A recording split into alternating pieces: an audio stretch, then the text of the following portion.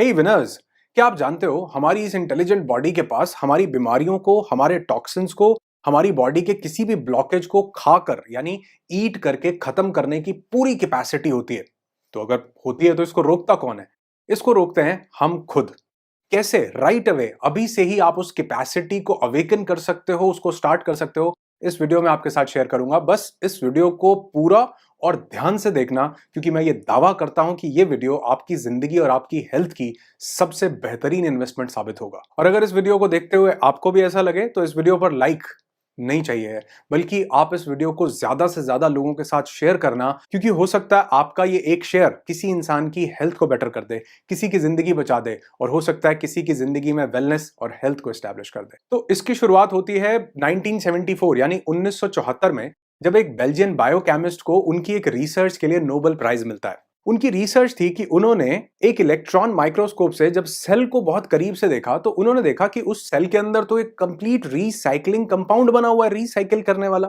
और उसके अंदर उनको देखने को मिला लाइसोसोम, और लाइसोसोम के अंदर उनको 50 डिफरेंट डाइजेस्टिव एंजाइम्स मिले। यानी वो हमारे बिल्कुल समझो पेट की तरह है, जैसे पेट के अंदर खाना जाता है और वो पूरा खाना पचा लेता है, यही काम कर रहे थे वो लाइसोसोम के अंदर वो डाइजेस्टिव एंजाइम्स। तो उन्होंने देखा और वो हैरान रह गए कि वो डाइजेस्टिव एंजाइम्स जो हैं वो किसी भी चीज को खाने की कैपेसिटी रखते थे, रिसाइकिल करके उसको एक नए सेल में तब्दील करने की कैपेसिटी रखते थे। और क्या आप जानते हैं, यही अनडाइजेस्टेड फूड पार्टिकल्स, यानी जो सड़ा हुआ खाना हमारे अंदर हो सकता है 6 महीने पहले का भी कोई खाने का पार्टिकल हमारे अंदर पड़ा और टॉक्सिन के रूप में जमा हो, उसको खाने के लिए सक्षम है। ये हमारी बॉडी के फैट को खा करके उसको मेल्ट करने, यानी मोम की तरह पिघल जाएगा आपका बॉडी का फैट, अगर हमारे इन लाइसोसोम्स ने उसको खाना शुरू कर दिया तो। उसके बाद ये हमारी बॉडी के ब्लॉकेजेस, जहां जहां चाहे वो वेन्स हो चाहे हार्ट हो, कहीं पर भी ब्लॉकेज हो, ये उस ब्लॉकेज को खा सकते हैं। उन्होंने देखा कि इसके साथ, ब्लॉकेज के साथ साथ बॉडी में जितने भी टॉक्सिन्स हैं, उन टॉक्सिन्स को भी ये खाने की हमारी बॉडी पूरी कैपेसिटी रखती है। बॉडी के अंदर जितने बैक्टीरियाज हैं, बुरे बैक्टीरियाज, जितने वायरसेस हैं, उनको खाने की कैपेसिटी रखती है। वो सेल्स जो मर गए हैं, डेड सेल्स हैं, वो सेल्स जिन्होंने अपना प्रोटीन बनाना बंद कर दिया है, या वो सेल्स जो गलत प्रोटीन बना रहे हैं, उनको खाने की कैपेसिटी रखती है। इनफैक्ट इन्होंने देखा कि इसके पास इतनी कैपेसिटी है कि वो सेल्स जो अनवांटेडली म्यूटेट हो रहे हैं, जिनको हमारी बॉडी कंट्रोल नहीं कर पा रही है, जिसको कैंसर बोल दिया जाता है, ये उसको भी खाकर खत्म करने की पूरी कैपेसिटी रखते हैं। यानी बेसिकली हर वो बीमारी जिसको हम ला इलाज बोलते हैं, ला इलाज हम इसलिए बोलते हैं क्योंकि आज हमारी मेडिकल साइंस जो है वो अभी उसका इलाज खोज नहीं पाई है। आज से 10 साल पहले बहुत सी बीमारियां ला इलाज थी, अब उनका इलाज खोज लिया गया है। तो ला इलाज का मतलब ये नहीं है कि वो ठीक नहीं हो सकती। ला इलाज का मतलब है कि मेडिकल साइंस के पास अभी कुछ ऐसे केमिकल्स तैयार नहीं हुए जिससे उसको ठीक किया जा सके। लेकिन मजे की बात यह है कि उस डिवाइन बीइंग ने, उस सुप्रीम बीइंग ने आपकी बॉडी में ये कैपेबिलिटी दे करके भेजा था कि आप किसी भी बीमारी को किसी भी समय पर ठीक कर सकें, और उसकी पूरी कैपेबिलिटी आपके इन सेल्स के अंदर, आपकी बॉडी के अंदर मौजूद है। तो हो सकता है अब आप कहो कि यार अगर ये कर सकते हैं तो कर क्यों नहीं रहे, इसको रोक कौन रहा है? इसको रोक रहे हैं हम खुद। जी हाँ, इसको हम खुद रोक रहे हैं। और इसी प्रोसेस को, ये जो अंदर खाने का प्रोसेस है, जब ये रुक जाता है तो इसी की वजह से टाइप 2 डायबिटीज हो रहा है, इसी की वजह से ब्लॉकेजेस हो रहे हैं, इसी की वजह से सभी एज रिलेटेड डिजीजेस जो बहुत ज्यादा बढ़ रही हैं वो हो रही हैं, इसी की वजह से एल्जाइमर हो रहा है, पार्किंसंस हो रहा है, और कभी कभी ये जो सेल्स को नहीं खा पा रही हमारी बॉडी, इसी वजह से तो कैंसर हो रहा है। अब हो सकता है आपको, यार डरा क्यों रहे हो आप? माई डियर फ्रेंड, मैं डरा नहीं रहा, मैं आज आपका डर खत्म ही कर देने वाला हूं। इतनी powerful science, Nobel prize winning science आपके साथ शेयर करूंगा, जिसको कहा गया ऑटोफेजी। ऑटो का मतलब है सेल्फ और फेजी का मतलब है टू ईट, यानी एक ऐसी अवस्था जहां बॉडी सेल्फ को, खुद को ही ईट करना शुरू कर देती है। हम इसका सही तरीका सीखेंगे इस वीडियो में कि आपको इस ऑटोफेजी को अपनाना कैसे है। लेकिन उससे पहले समझते हैं कि डॉक्टर योशिनोरी ओशुमी को, जो कि टोक्यो इंस्टीट्यूट ऑफ टेक्नोलॉजी में एक सेल बायोलॉजिस्ट हैं, 2016 में उनकी एक रिसर्च, जिसको मैं अभी ऑटोफेजी बता रहा हूं, इसके लिए उनको भी नोबेल प्राइज दिया गया। पर विडंबना यह है कि इसको हम खुद ही रोक रहे हैं। हमारी बॉडी चिल्ला चिल्ला के कई बार बोल रही होती है, कई सिम्टम्स दे रही होती है, मोटापे के रूप में बता रही होती है, स्ट्रेस एंजाइटी के रूप में बता रही होती है कि हमको ऑटोफेजी की जरूरत है। और अगर आपने इस वीडियो को पूरा देख के समझ लिया तो इस वीडियो के बाद से ही आप अपने आप को एक नई जिंदगी देना शुरू कर दोगे। पर मुद्दा तो यहां पर वही आता है ना कि हम इसको कैसे रोक रहे हैं। इस ऑटोफेजी को हम रोक देते हैं या इसको होने ही नहीं देते सिर्फ एक चीज से, और वो है खाना खाकर। जी हाँ। आप कहोगे यार खाना तो बड़ा ज़रूरी कंपाउंड है और हमको तो बचपन से ही बताया खाओ, खाओ, खाते जाओ और खाओ, सुबह उठ के खाओ, रात को खाओ। उसके लिए समझो जैसे एक व्हीकल है, एक गाड़ी है या कोई भी व्हीकल है, उसको चलने के लिए फ्यूल चाहिए होता है। उसी तरह हमारी बॉडी को चलने के लिए फ्यूल चाहिए और वो फ्यूल हमें मिलता है खाना खाने से। और क्या आप जानते हैं वो जो हमारे सेल्स हमारी बॉडी को ईट करेंगे वो क्यों करेंगे? उसको ईट करने का सिर्फ एक रीजन है कि हमारी बॉडी जैसे मैंने बताया फ्यूल पर चल रही है व्हीकल की तरह।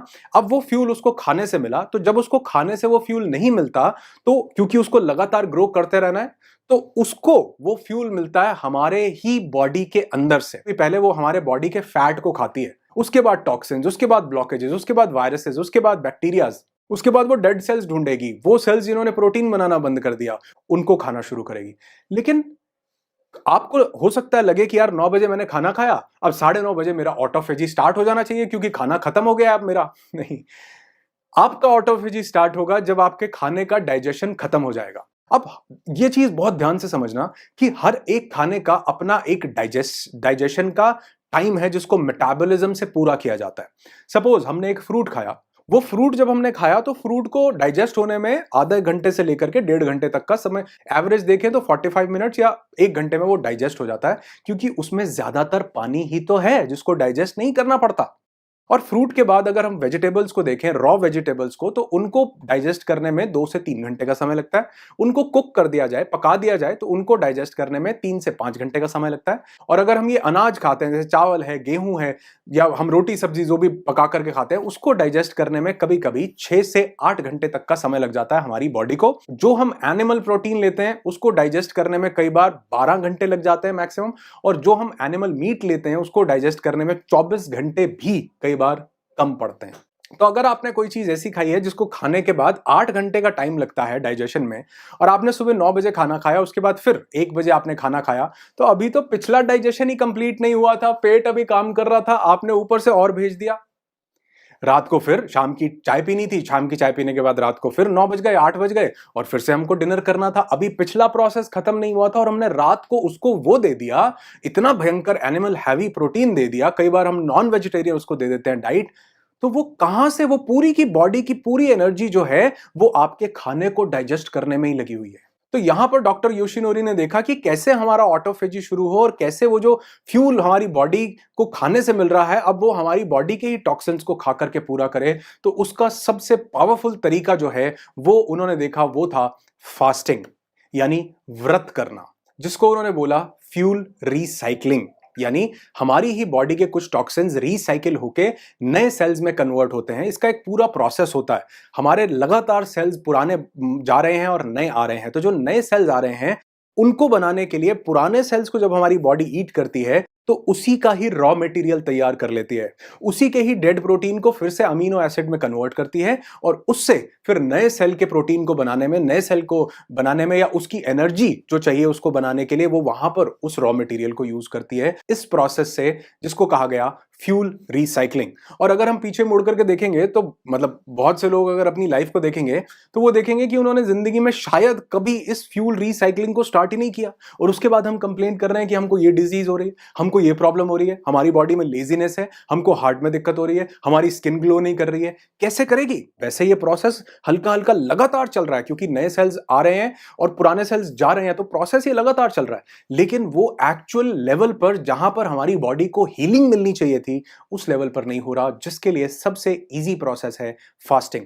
और आप देखो कि ये डॉक्टर योशिनोरी ओशुमी ने तो इसको अब हमको 2016 में एक साइंटिफिक तरीके से बताया तो हम समझ पा रहे हैं, लेकिन हमारे एंसेस्टर्स, हमारे बड़े बुजुर्ग ये तो हमको कई सालों से बताते आ रहे थे कि फास्टिंग करो, व्रत करो।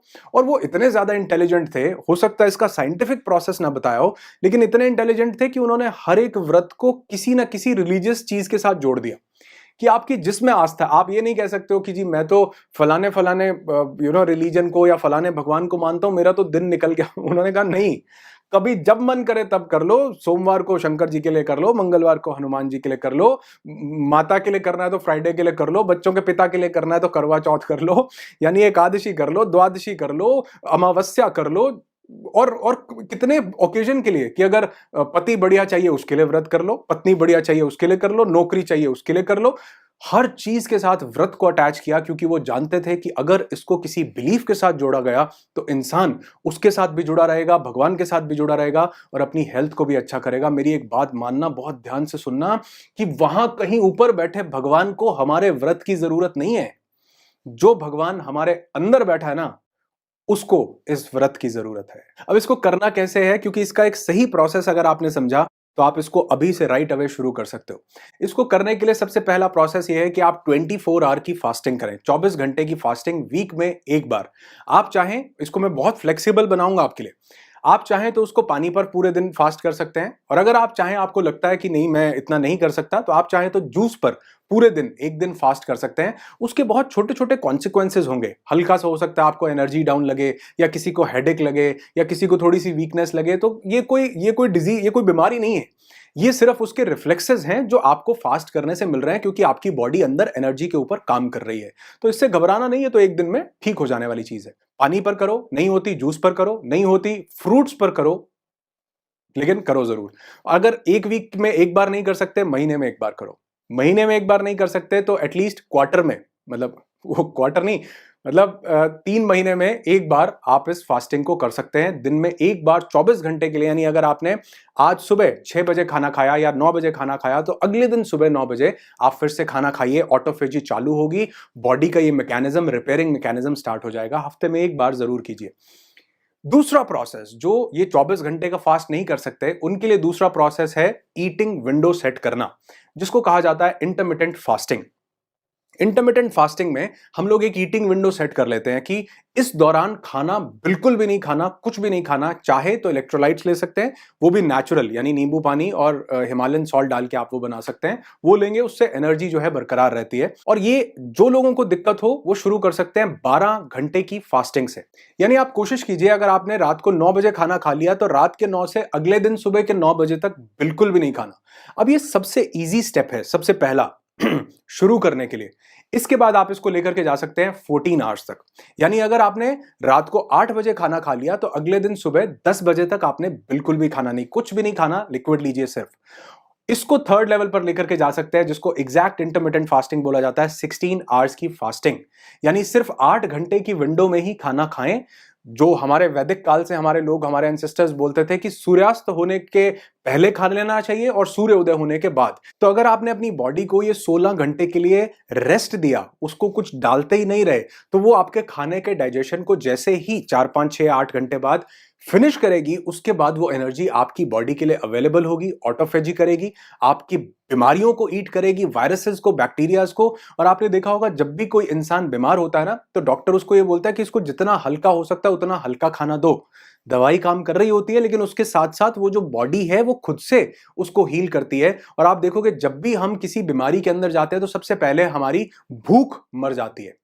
ऊपर वाले ने मैकेनिज्म ही ऐसा दिया कि इसकी भूख मरेगी सबसे पहले, ताकि इसकी बॉडी वो भूख से हटके, इसका ध्यान भूख से हटे और वो बॉडी जो है वो ऑटोफेजी के मैकेनिज्म को शुरू कर सके। पावरफुल चीज है। तो 16 घंटे की ये फास्टिंग रोज आपकी ऑटोफेजी को स्टार्ट कर सकती है।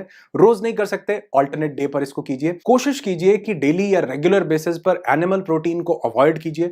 हो सके तो नॉन वेजिटेरियन डाइट को बिल्कुल ही अवॉइड कीजिए, अगर आप हील करना चाहते हैं या अपनी बॉडी को, अपनी एनर्जीज को बढ़ाना चाहते हैं तो, क्योंकि उसको डाइजेस्ट करने में बहुत समय लगता है। और कभी कभी तो पिछले 6 महीने पहले का भी कोई फूड का टॉक्सिक कंपाउंड हमारी बॉडी में आज भी पड़ा हो सकता है। अभी निकालिए उसको, हर बॉडी के टॉक्सिक कंपाउंड को निकालिए इस ऑटोफेजी को शुरू करके। और अगर इसको मैं एक लाइन में समराइज करूं, करना नहीं चाहिए वैसे, लेकिन अगर एक लाइन में करूं तो ये सिर्फ एक मैकेनिज्म है कि our body becomes healing machine when we are empty stomach.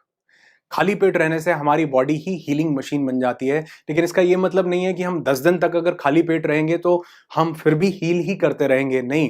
क्योंकि इन सब टॉक्सिन्स को, फैट को, डेड सेल्स को, बुरे प्रोटीन को खाने के बाद हमारी बॉडी हमें ही खाने लग जाएगी। तो ये नहीं करना कि 7 दिन तक 7 दिन तक हम उस खाने को नहीं खाएं। इसका एक प्रोसेस, जो कि इंटरमिटेंट फास्टिंग, ईटिंग विंडो, उसको सेट कीजिए। 24 आवर फास्टिंग कीजिए हफ्ते में एक बार, नहीं तो महीने में एक बार जरूर कीजिए। और इसके अमेजिंग रिजल्ट्स को अपनी जिंदगी में खुद देखिए, क्योंकि प्रत्यक्ष को प्रमाण की जरूरत नहीं पड़ती और ये प्रमाण आप मुझे देंगे, कमेंट करके बताएंगे। जब आपको इससे रिजल्ट मिले, वीडियो पर वापस आना, कमेंट छोड़ना, ताकि और लोग जो इस वीडियो को देख रहे हैं उनको पता चल सके कि हाँ, बहुत से लोग हैं जो अपनी लाइफ में इस एक ऑटोफेजी को अपना करके अपनी जिंदगी को, अपनी हेल्थ को अमेजिंग बना रहे हैं।